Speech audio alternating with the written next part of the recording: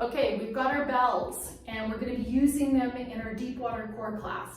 What different body orientation or positions can we use these bells effectively in? The first thing I want to teach you is gymnastic rings. We're going to hold on to our gymnastics rings, but we're holding our body up. So I've got my bells by my hips at my sides. I'm pressing my shoulders down and I'm activating transverse abdominis, zipping up my core, belly button to spine, and then I can do all sorts of leg moves. I can do a quick ski, a big ski, a jack, a crossover jack. I could do a jog, a crossover jog, all sorts of things, holding onto this stable position with scapular depression. It's almost like a scap set, and it's a lovely way to teach the shoulder depressors endurance. So if you're doing this and you see your folks start to elevate their shoulders and they just can't seem to pull them down, you're gonna offer number 2, constructive rest. You're gonna let the bells relax at the surface.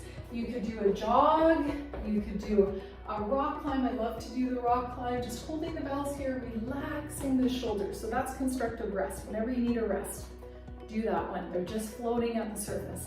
Number 3, T position. T position could be here, but it could also be here on the diagonal plane. Basically, it's supporting your lower body or your core to do work.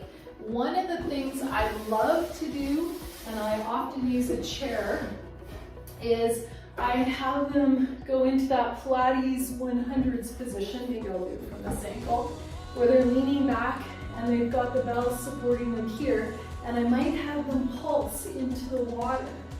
And that is going to provide some resistance, but it's also supporting the body. Of course, they have their deep water belts on as well. So that's T position. You can do lots of things in T position, and you can also slightly submerge the bells to add more resistance.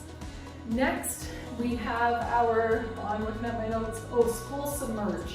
So this is the movements that you probably have seen most, where they're bringing the bells down into the water. So something like an alternating tuck, a unison tuck, right, is going to work with the upward thrust of buoyancy. So this part is hard, resisting buoyancy. This part is buoyancy assisted, it's easy.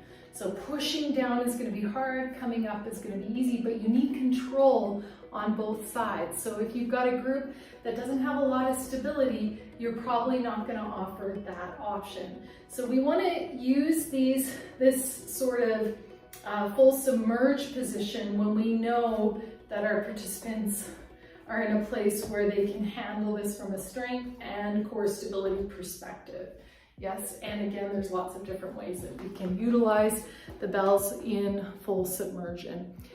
So I hope that has given you 4 different ways to use the bells. We had our rings, gymnastics rings, we had our constructive rest, we had our T position, and then we had our full submerge position, right? You can bend the elbows a little bit more to make it easier. All right. Awesome, we are on our way to creating effective, safe core programs for our participants.